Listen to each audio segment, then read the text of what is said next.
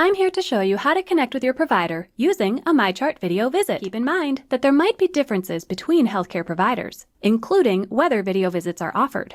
Always trust the instructions you receive from your care team when seeking virtual care. I'll show you the workflow through the mobile app, but the steps on the website will be the same. Let's say you have a video visit scheduled for today. It will appear with your other appointments here. Notice the video camera icon, indicating that this is a video visit. Before your appointment begins, you'll complete e-check-in. You can connect to your video visit before your appointment time to test your equipment. I'll select it and choose Begin Visit. If you are connecting to your video visit using a mobile device, you may be prompted to choose a method to connect your video and audio. Be sure to allow for both. Your provider also connects to conduct the visit and will guide you through the visit just like they would in person.